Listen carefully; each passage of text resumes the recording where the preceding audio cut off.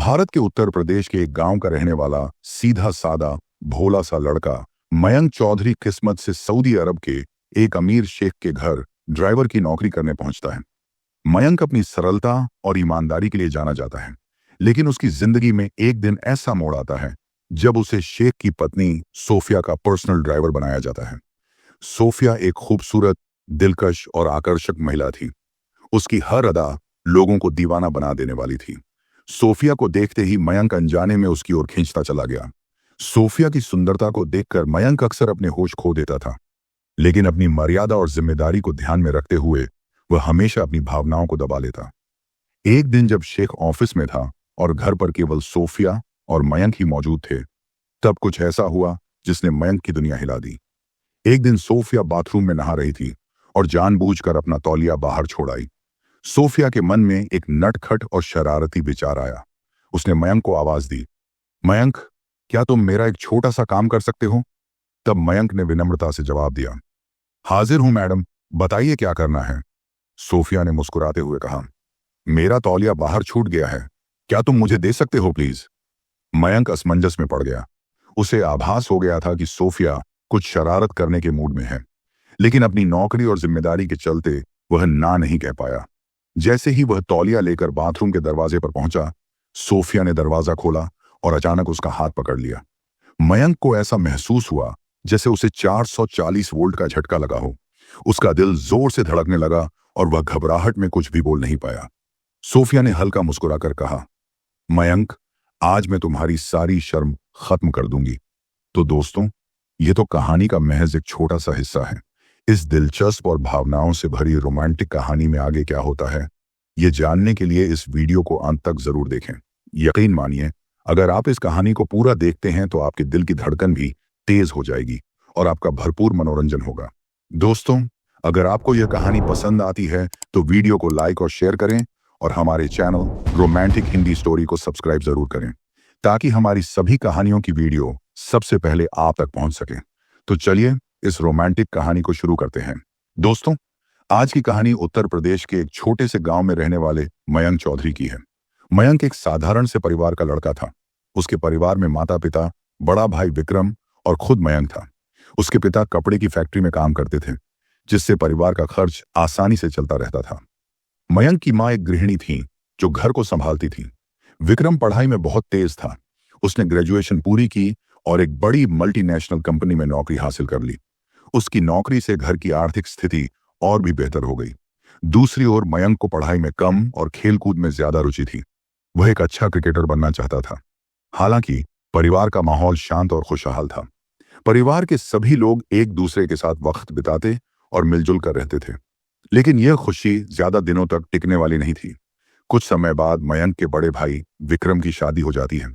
जब विक्रम की शादी हुई तो घर में खुशी का माहौल था, लेकिन जल्द ही यह माहौल बदलने वाला था।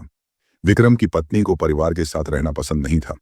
वह विक्रम की माताजी से लड़ाई करने के बहाने रोज ढूंढती थी। उसने विक्रम से कहा, मुझे फैमिली में नहीं रहना है, मुझे तुम्हारे साथ एक अलग घर में रहना है। जितना जल्दी हो सके इस घर से मुझे लेकर चलो। विक्रम ने उसे समझाने की काफी कोशिश की, लेकिन वह अपनी जिद पर अड़ी रही। आखिरकार विक्रम ने घर छोड़ ही दिया और अपनी पत्नी के साथ अलग रहने लगा। यह घटना मयंक के पिता के लिए गहरा सदमा बन गई थी। मयंक के पिता, जो परिवार को एकजुट देखकर खुश रहते थे, अब परिवार को बिखरा हुआ देखकर टूट चुके थे। उन्हें इस बात का सदमा लग गया था कि उनका बेटा, जिससे उन्हें बहुत उम्मीदें थीं, उसने यह कदम उठा लिया है। वह अंदर ही अंदर बीमार रहने लगे। डॉक्टर ने उन्हें बेड रेस्ट की सलाह दी और इसी कारण उनकी नौकरी भी छूट गई। जब मयंक के पिता की नौकरी छूटी और परिवार की सारी बचत उनके इलाज में खर्च हो गई, तो घर की हालत दिन प्रतिदिन खराब होती गई। मयंक, जो अपने क्रिकेट के सपने के पीछे भाग रहा था, अचानक परिवार की आर्थिक जिम्मेदारी का बोझ महसूस करने लगा। मयंक की मां ने एक दिन गंभीरता से उससे बात की, मयंक बेटा, तेरे पिताजी की हालत दिन ब दिन खराब हो रही है। अब घर में जो थोड़ी बहुत सेविंग्स थी वह भी खत्म हो चुकी है। बेटा, अब कुछ काम देखना शुरू कर। मां ने अपनी आवाज में चिंता छुपाते हुए कहा। मयंक को अपनी मां की बात समझ आ चुकी थी। वह तुरंत नौकरी की तलाश में जुट गया। उसने अखबारों में नौकरी के विज्ञापन देखे, इंटरनेट कैफे में जाकर ऑनलाइन आवेदन किया और गांव के जानने वालों से बात भी की। फिर पहला इंटरव्यू देने के लिए वह शहर गया। वह अच्छे कपड़े पहनकर और आत्मविश्वास से भरा हुआ गया, पर जैसे ही इंटरव्यू शुरू हुआ वह घबरा गया। उसे यह महसूस हुआ कि न तो उसका आत्मविश्वास पर्याप्त है और न ही उसके पास नौकरी के लिए जरूरी अनुभव है। इंटरव्यूअर ने उससे कहा, हम आपको संपर्क करेंगे। लेकिन मयंक को पहले से ही पता लग चुका था कि यहां नौकरी मिलना मुश्किल है। पर मयंक ने हार नहीं मानी। वह रोज सुबह जल्दी उठता, नए अवसरों की तलाश करता और शाम तक थककर घर लौटता। फिर एक दिन मयंक ने अपनी मां से निराश होकर कहा, मां, मैंने कई जगहों पर कोशिश की, पर कहीं भी मेरी बात नहीं बन रही। लगता है कि यह नौकरी पाना मेरे बस की बात नहीं है। उसकी मां ने पीठ थपथपाते हुए कहा, हिम्मत मत हार बेटा, भगवान पर भरोसा रख। पिताजी के इलाज के दौरान घर में पैसों की तंगी बढ़ती जा रही थी। पिताजी की दवाइयों और इलाज के लिए रोज पैसे चाहिए होते। कई बार ऐसा होता था कि दवाइयों के लिए पैसे जुटाने के लिए मां अपने गहने गिरवी रखने का सोचती, पर उनके पास अब गहने भी ज्यादा नहीं बचे थे। मयंक की मां ने अपने बड़े बेटे विक्रम से मदद मांगने का फैसला किया। उन्होंने विक्रम को फोन किया और कहा, बेटा, तेरे पिताजी की हालत बहुत ज्यादा खराब है। घर में पैसों की बहुत तंगी है। क्या तू कुछ मदद कर सकता है? विक्रम ने अपनी पत्नी से इस बारे में बात की, लेकिन उसकी पत्नी ने सुनते ही साफ मना कर दिया। बोली, हमारे खुद के खर्चे इतने ज्यादा हैं, हम उन्हें पैसे कैसे देंगे? और वैसे भी उन्होंने हमेशा मुझे तो गलत ही समझा है। विक्रम की पत्नी ने गुस्से में कहा। विक्रम ने मां से झूठ बोल दिया, मां, मैंने सारा पैसा रियल एस्टेट में इन्वेस्ट कर दिया है, अभी मेरे पास कुछ नहीं बचा है। ये सुनते ही मां का दिल टूट गया और उन्होंने गहरी सांस लेते हुए फोन रख दिया और मयंक को यह बात बताई। अपने भाई की बात से मयंक बेहद दुखी था, लेकिन उसने खुद को मजबूत बनाए रखा। इस कठिन समय में मयंक की मां ने अपने भाई से, जो सऊदी अरब में मैनेजर की नौकरी करते थे, मदद की गुहार लगाई। उन्होंने अपने भाई को फोन पर कहा, भैया, घर की हालत बहुत खराब है, क्या तुम किसी तरह हमारी मदद कर सकते हो? अगर मयंक के लायक कोई नौकरी तुम्हारे आसपास हो तो इसे भी वहीं काम पर लगवा दो। मामा ने कुछ दिन का समय मांगा। फिर 2 दिन बाद उन्होंने फोन किया और कहा, यहां जिस शेख के पास मैं काम करता हूं, उनके पड़ोस में एक और शेख हैं। उन्हें एक ड्राइवर की जरूरत है, लेकिन मयंक को यहां आने के लिए पासपोर्ट और वीजा बनवाना पड़ेगा। ये काम जल्दी करो, फिर मैं इंतजाम कर लूंगा। यह सुनकर मयंक को थोड़ी तो उम्मीद मिली। उसने अपने दोस्तों से पैसे उधार ली और पासपोर्ट व वीजा बनवाने की प्रक्रिया शुरू की। इसमें काफी समय लगा।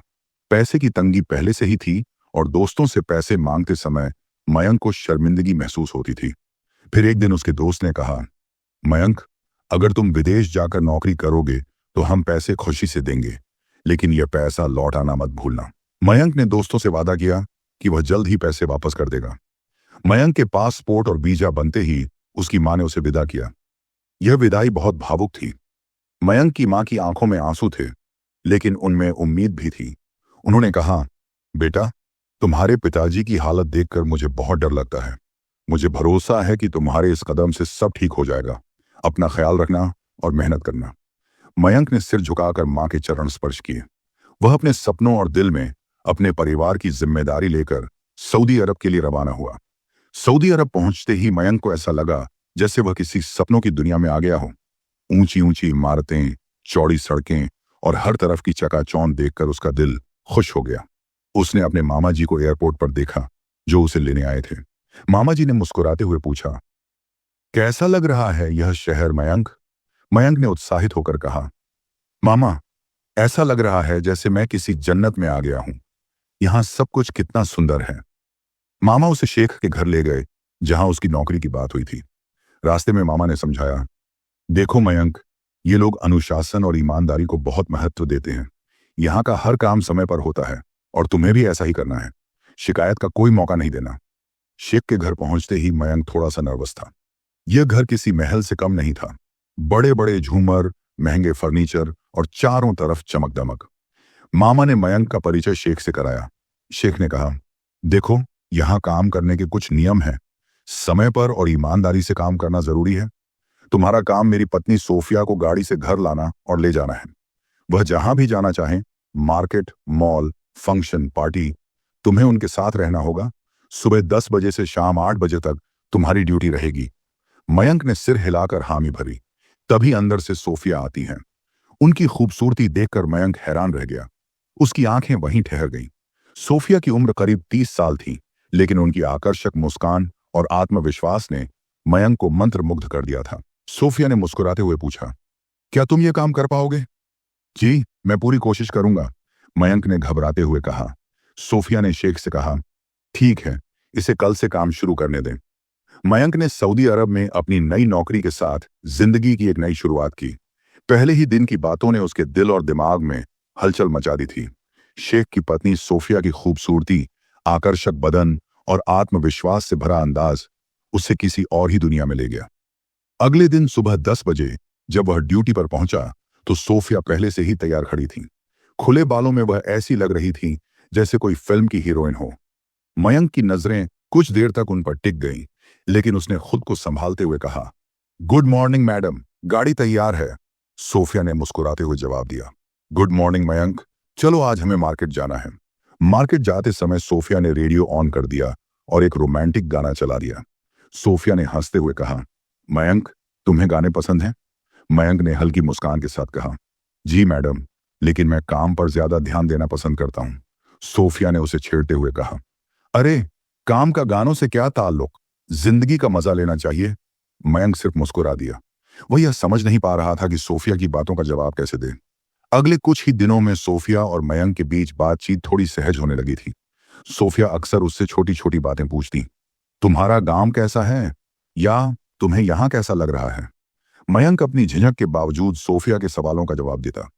एक दिन गाड़ी में बैठते हुए सोफिया ने कहा, मयंक, तुम बहुत शांत रहते हो, कभी कभी ऐसा लगता है कि तुम मुझसे डरते हो। क्या मैं इतनी डरावनी लगती हूं तुम्हें? मयंक थोड़ा घबराया और बोला, नहीं मैडम, ऐसा कुछ नहीं है, मैं बस अपने काम पर ध्यान देना चाहता हूं। सोफिया हंस पड़ी, अरे, मैं तो तुम्हारे काम से बहुत खुश हूं, लेकिन कभी कभी थोड़ा खुलकर बात करना भी जरूरी होता है। उस दिन के बाद सोफिया ने महसूस किया कि मयंक की सादगी और ईमानदारी उसे आकर्षित कर रही है। वह उसे चुपके चुपके देखती, उसकी बातें सुनकर मुस्कुराती। एक महीने बाद जब मयंक को अपनी पहली सैलरी मिली तो उसने सबसे पहले वो पैसे अपने घर भेजे। उसकी मां ने जब पैसे देखे तो उनकी आंखें खुशी से छलक पड़ी। उन्होंने कहा, मयंक ने हमारा कितना ख्याल रखा है, भगवान उस पर अपनी कृपा बनाए रखे। पैसों से घर में थोड़ी राहत मिली थी। मयंक के पिता की दवाइयां फिर से समय पर आने लगी थी। उसकी मां ने उसे फोन पर आशीर्वाद देते हुए कहा, बेटा, तुम्हारी मेहनत रंग ला रही है, हमें तुम पर गर्व है। मयंक के दिल में संतोष था कि वह अपने परिवार के लिए कुछ कर पा रहा है। एक दिन सोफिया ने शेख से कहा, मयंक बहुत मेहनती और ईमानदार है, मुझे लगता है कि उसे हमारे घर के बाहर वाला एक कमरा दे देना चाहिए ताकि वह आसानी से ड्यूटी कर सके। शेख ने बिना कोई आपत्ति जताए कहा, ठीक है, जैसा तुम कहो।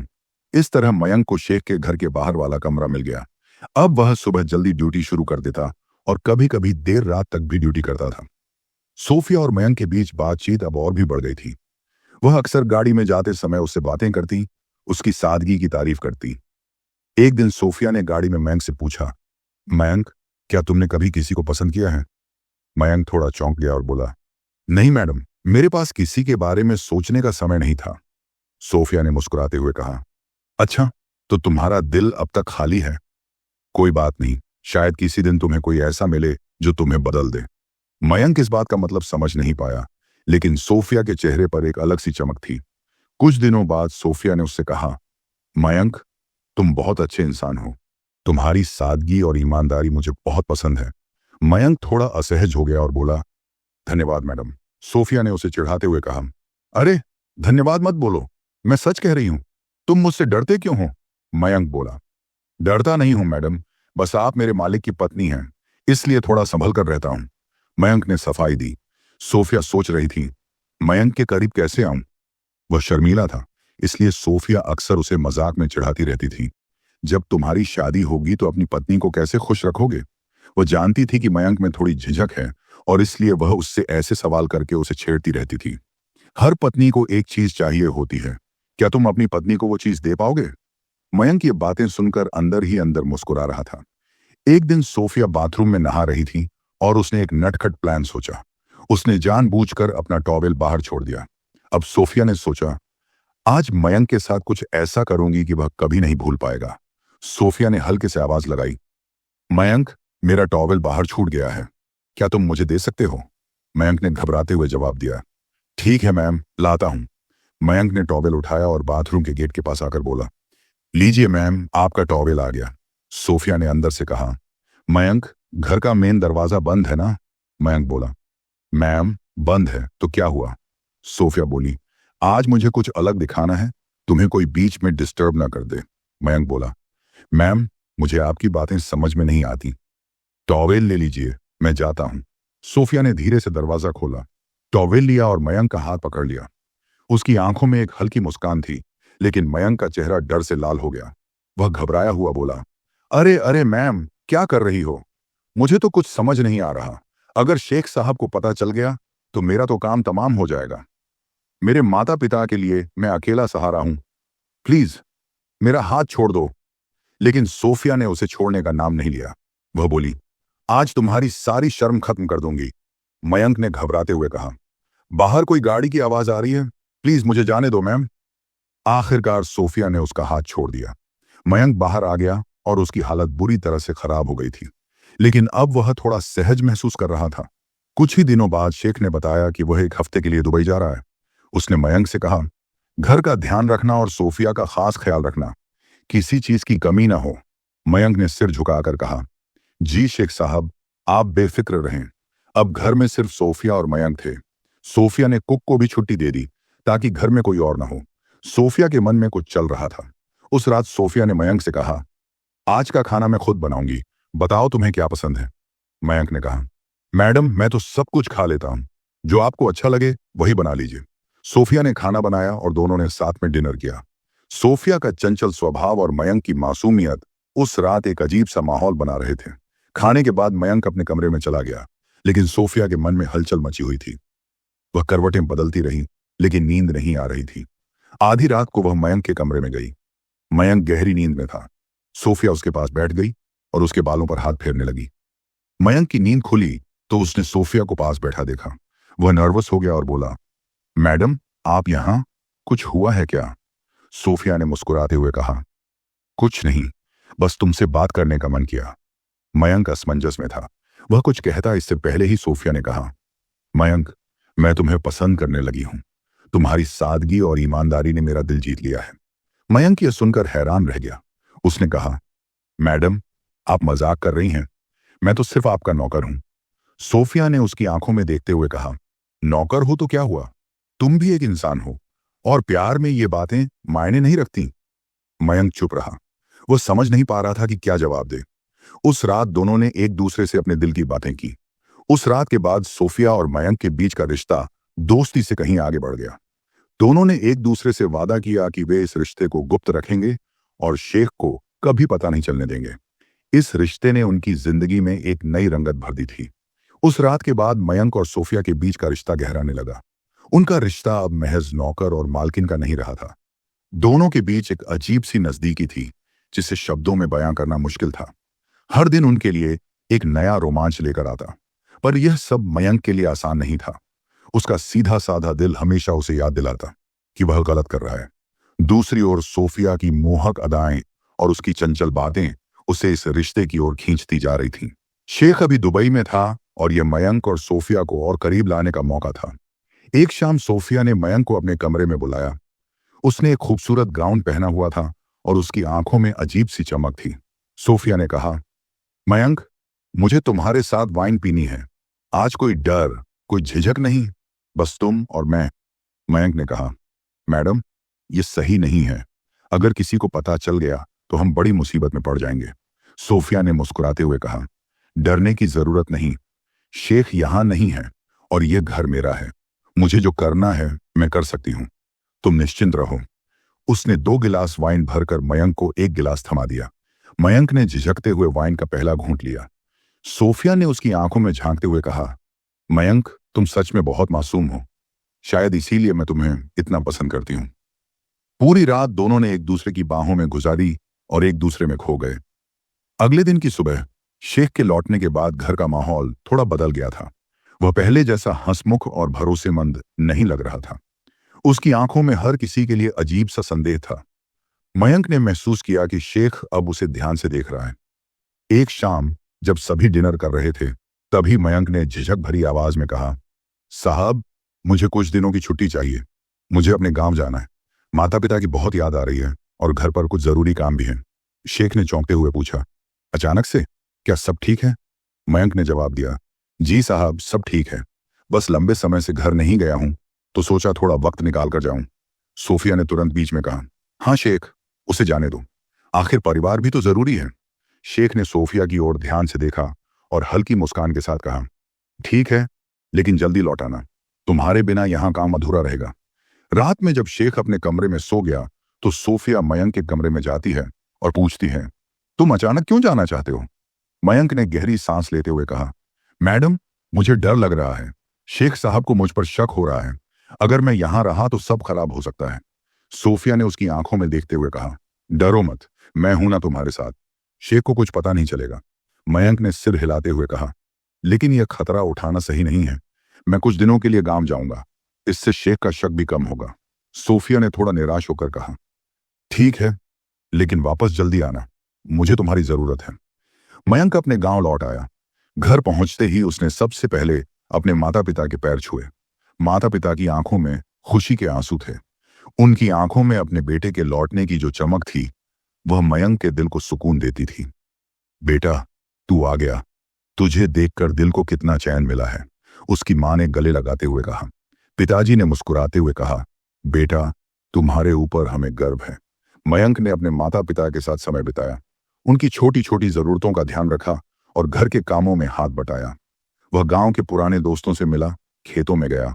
हर शाम वह अपने पिता के साथ बैठकर पुरानी कहानियां सुनता और मां के साथ किचन में मदद करता।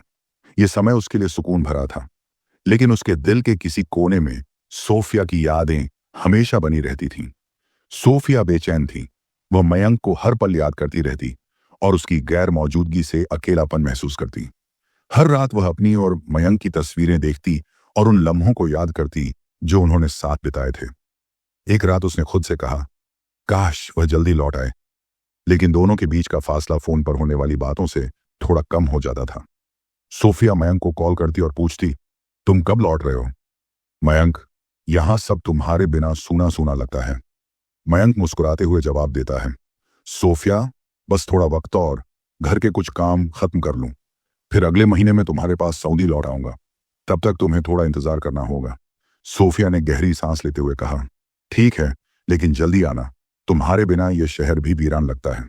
मयंक अपने माता पिता के साथ हर पल को जी रहा था, लेकिन उसने सोफिया से किया वादा भी नहीं भुलाया।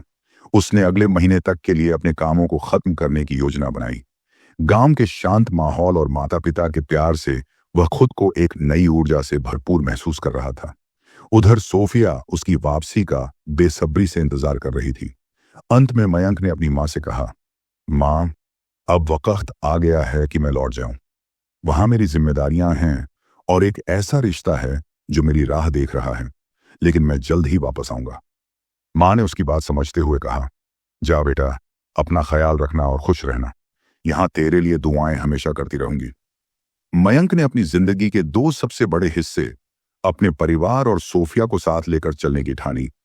उसने अपनी जिम्मेदारियों और मोहब्बत को बराबर महत्व दिया। दोस्तों, इस कहानी का यह पहला भाग था।